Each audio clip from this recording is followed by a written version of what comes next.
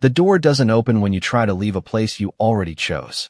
Ethan didn't remember thinking that, but the words rang in his head as his hand twisted the knob again, harder this time, metal cold and unyielding beneath his palm.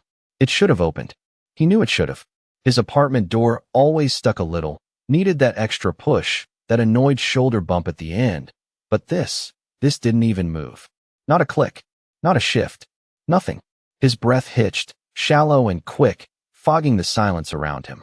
Okay, wrong angle, he muttered, trying again, slower, like patience might fix whatever this was. The hallway behind him stayed quiet. Too quiet. No neighbor TV bleeding through walls. No footsteps overhead. Just a stillness that pressed against his ears until it almost hummed. Ethan swallowed. This isn't my apartment. The words slipped out before he could stop them, soft and unsure, like saying them louder might make them real. Because it looked like his place. Same narrow entryway. Same scuffed hardwood. Same faint citrus cleaner smell clinging to the air. But something was off. Something just tilted. The couch sat a few inches too far from the wall. The lamp cast a shadow that didn't quite match the angle it should. His keys felt wrong in his hand. Too light. Too cold. He hadn't noticed when he unlocked the door. He should have noticed. He always noticed things like that. The knob didn't move. Again. His pulse kicked harder, a steady thud in his throat. He tried the deadbolt. Nothing. Hey. A voice said behind him, calm and close enough to steal the air from his lungs. Ethan froze. Not stiff.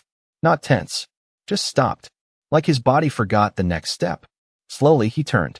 The man stood a few feet away, like he'd always been there, like he belonged there more than the walls did. Tall. Still. Watching him with an expression that didn't quite land on friendly or hostile, just certain. Ethan's fingers tightened around the key. His voice cracked. He cleared it. I think I got the wrong place. The man tilted his head slightly, considering that like it was something interesting, not alarming. Did you? He asked, tone even, almost gentle. Ethan forced a breath, trying to steady himself. Yeah, I must have grabbed the wrong key or something. He gestured vaguely at the door, like leaving was still an option, like the last 10 seconds hadn't happened. The man's gaze flicked to the handle, then back to Ethan, slow and deliberate. Go ahead, he said. Ethan hesitated, just for a second. Then he turned back, grabbed the knob, and twisted. Nothing. Again. Harder. Still nothing. The silence stretched. His shoulders tightened. It's stuck, he said, forcing a small laugh that didn't sound like his. The man stepped closer. Not fast. Not threatening. Just enough that Ethan felt it, that shift in space, that invisible line closing. It wasn't earlier, the man said quietly. Ethan's stomach dropped. What? The door, he replied, voice soft, steady. It opened just fine when you came in. Ethan's grip loosened on the handle.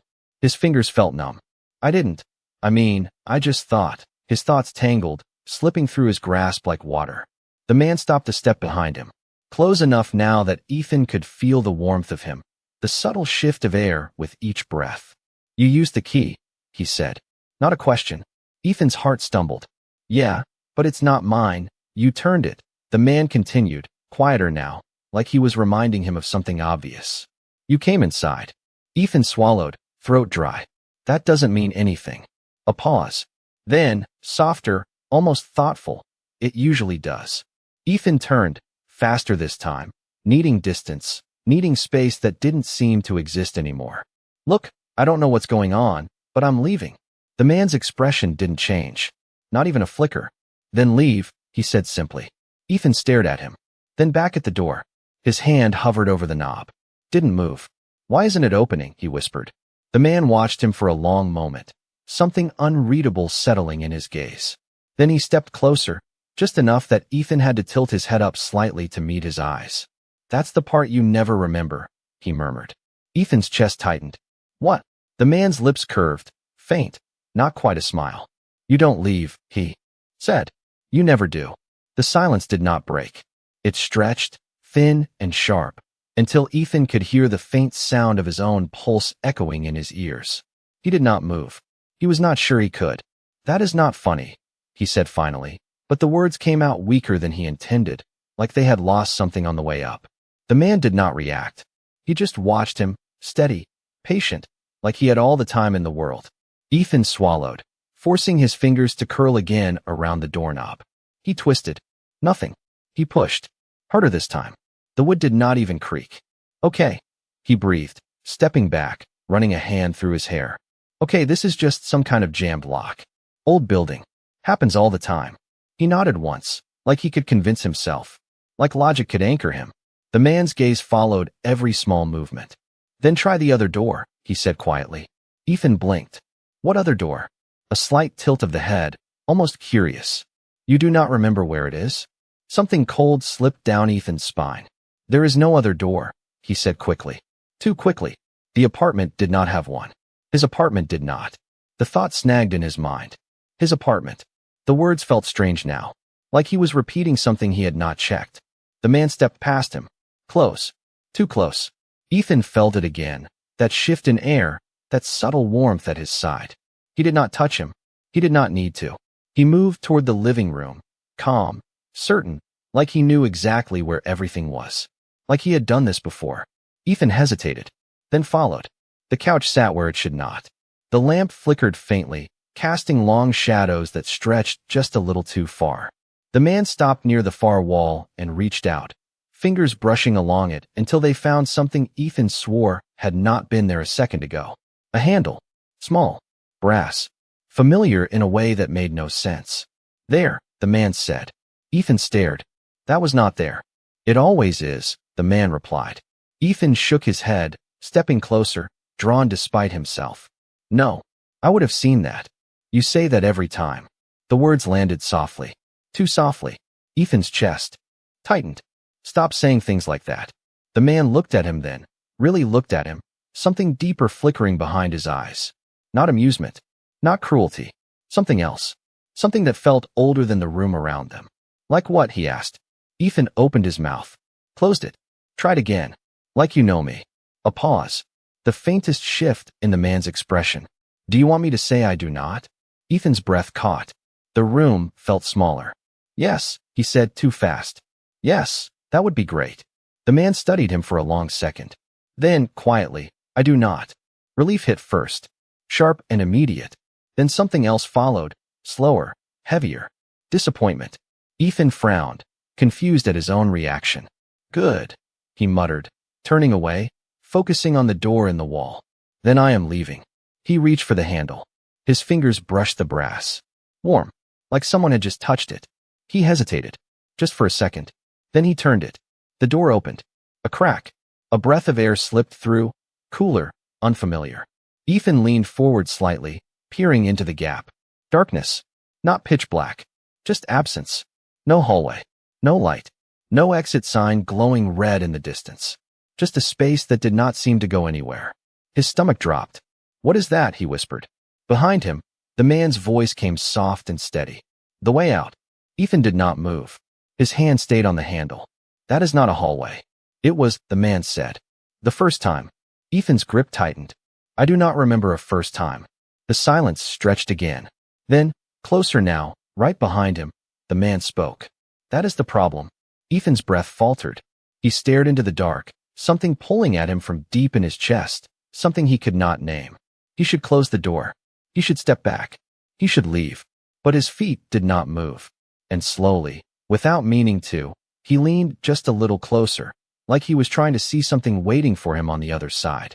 The darkness did not move, but it felt like it was waiting. Ethan leaned closer without realizing it, his breath shallow, his eyes straining to find something, anything, beyond that thin line of shadow. There should have been a hallway. There should have been light. A carpet.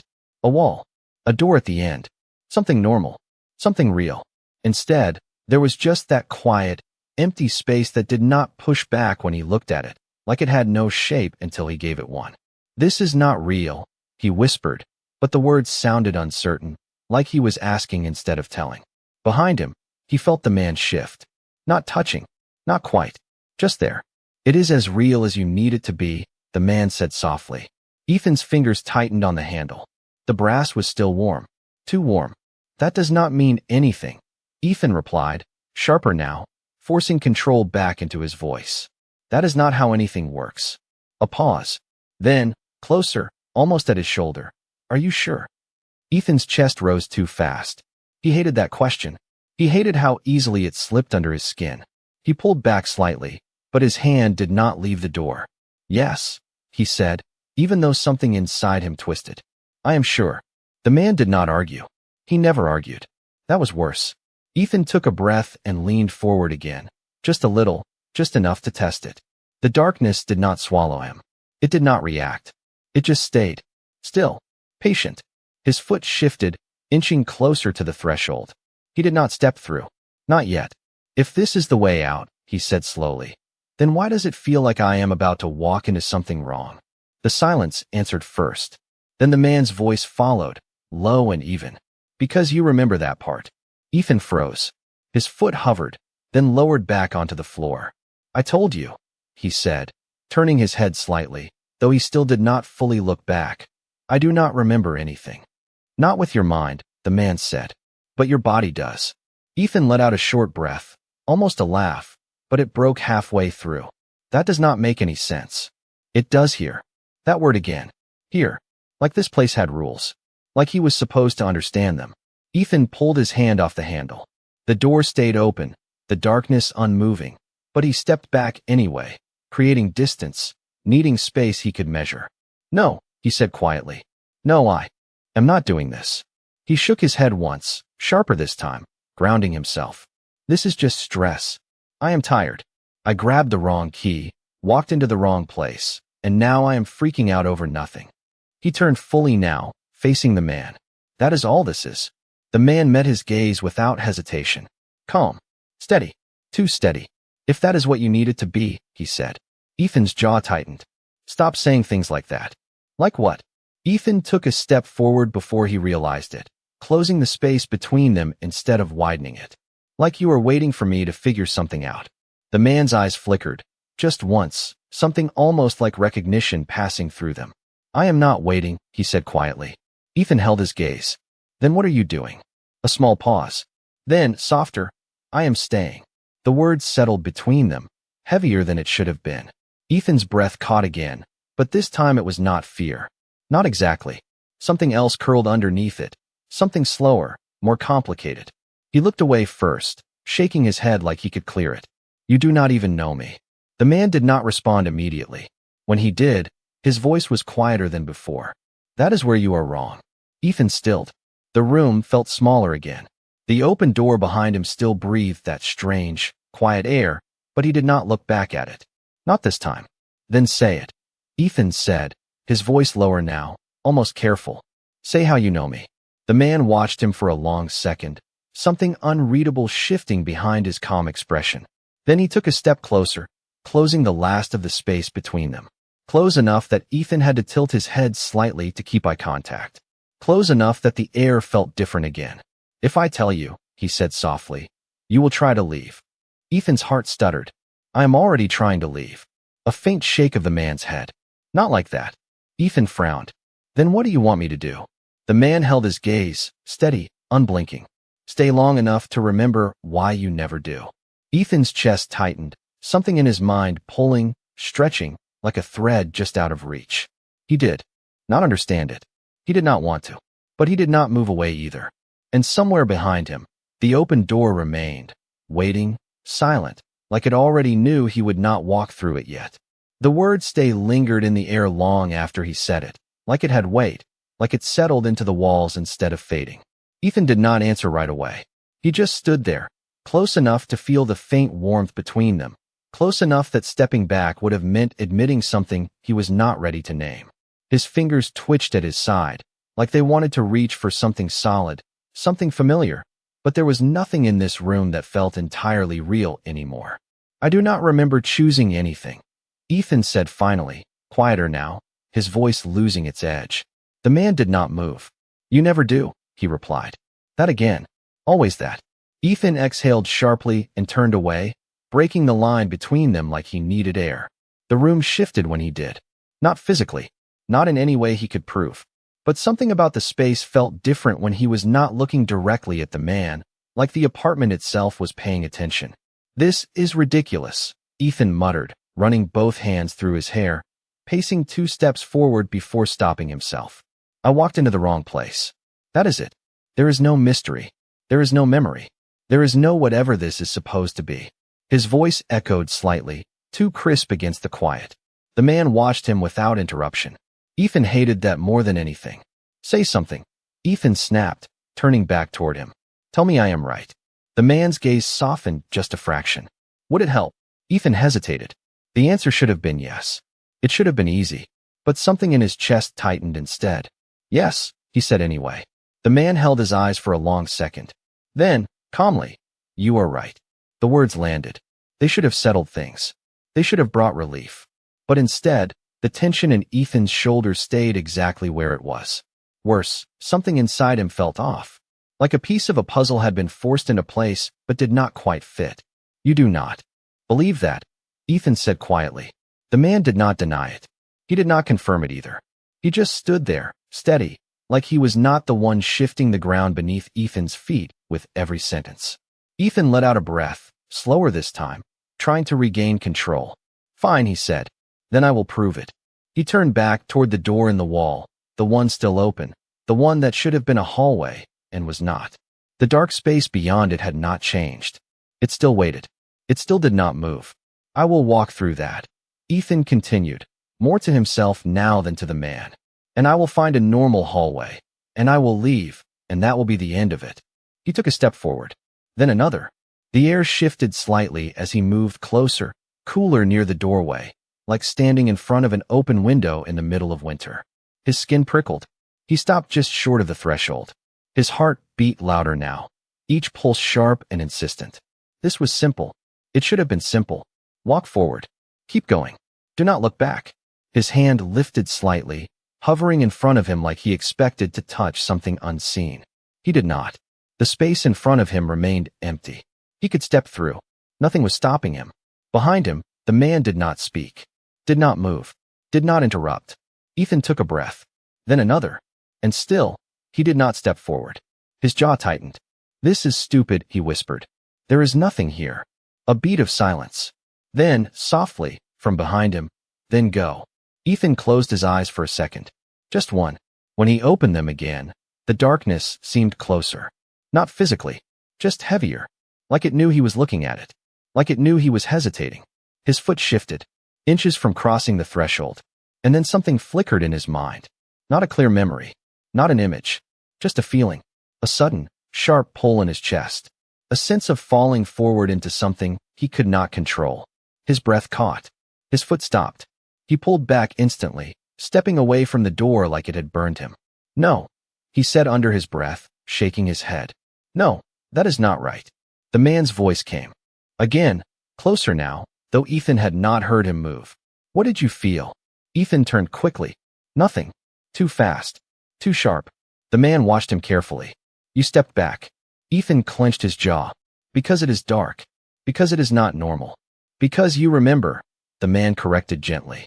Ethan's chest tightened again, that same invisible thread pulling somewhere deep inside him. He shook his head, but it felt weaker this time. Less certain. I do not remember anything, he said, but the words no longer sounded solid. The man stepped closer, stopping just within reach. Not touching, never touching, but close enough that Ethan felt the shift again, that strange, quiet gravity pulling him inward instead of pushing him away. Then why did you stop? He asked softly. Ethan did not answer. He could not, because he did not know, and that scared him more than the door ever could. The question stayed between them, quiet but heavy, pressing into Ethan's chest like it expected an answer he did not have. He looked away first. He always did. His eyes drifted back to the open doorway, to that impossible stretch of dim nothingness that felt closer now than it had a moment ago, like it was leaning toward him instead of waiting. It does not matter, Ethan said, forcing his voice steady, even though it came out lower than before. I stopped because something felt wrong. That is a normal reaction. The man did not argue. He rarely did. That made it worse.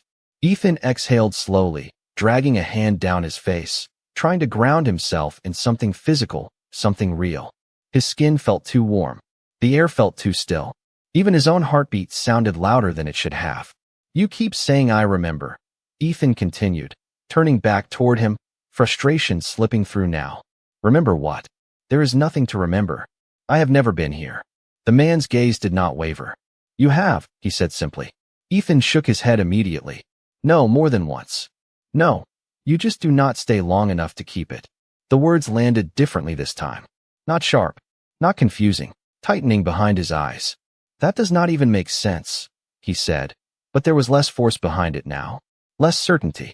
The man took a small step closer, closing the space just enough that Ethan noticed again that subtle shift in the air, that strange pull that did not feel like pressure, but still guided him inward. It does here, he said softly. Ethan let out a short breath, almost a laugh, but it came out hollow. You keep saying that like it explains everything. It explains enough. Ethan stared at him for a long second, searching for something in his expression. A crack, a tell, anything that would make this feel like a joke, or a mistake, or something he could fix by waking up.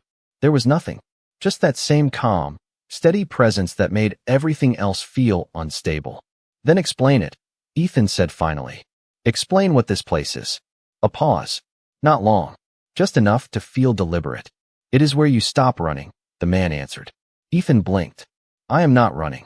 The man did not respond immediately. He just watched him, and for a moment, something softer passed through his expression. Not pity. Not quite. Something closer to understanding. You always say that too, he murmured. Ethan's chest tightened again, sharper this time, like something inside him was pushing back against those words. Stop saying that, he said, quieter now, almost under his breath. The man tilted his head slightly. Why? Ethan hesitated. Because it feels true. The thought came uninvited, quick and unwelcome. He pushed it down immediately. Because it is not, he said instead. Silence settled again, stretching thin between them. That. He focused on the room instead, scanning it like he could anchor himself in the details. The coffee table, the lamp, the faint scuff marks on the floor. It all looked normal. It should have felt normal.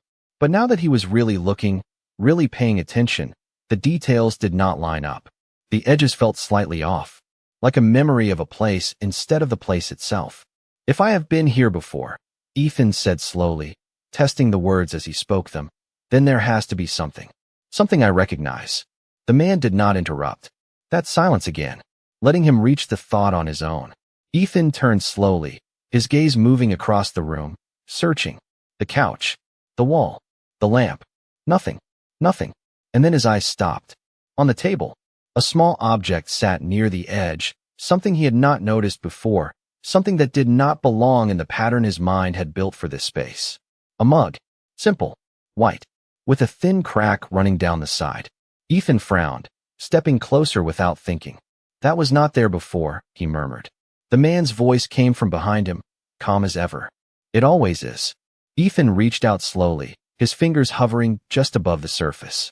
Something about it felt familiar. Not visually, not clearly, but deeper, like a memory that had no image attached to it.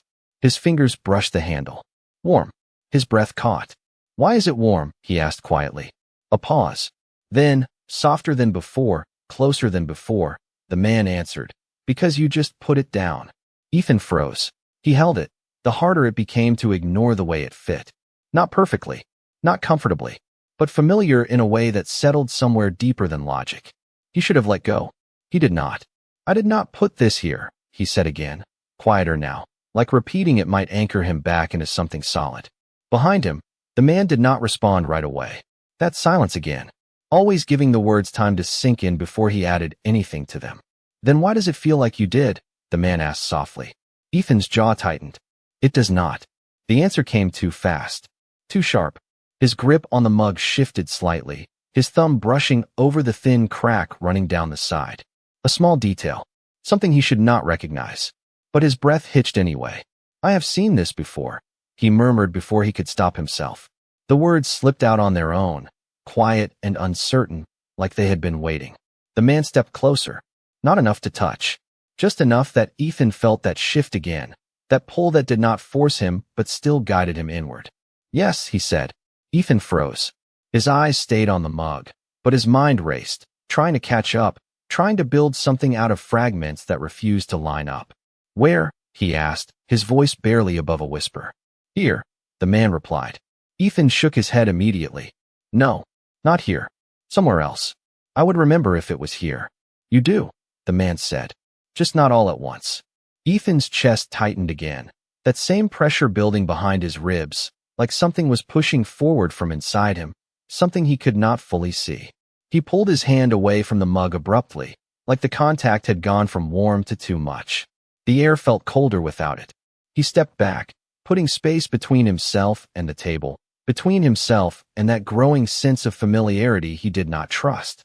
"This is not real," he said again, but the words sounded thinner now, less convincing. The man watched him carefully. "It is real enough for you to feel it." Ethan laughed once, short and hollow. "That does not mean anything. People feel things that are not real all the time. Not like this." The certainty in his voice made Ethan's stomach twist. He turned away, pacing a few steps across the room, his hands running through his hair again, restless, searching for something to hold on to. "Okay," he said,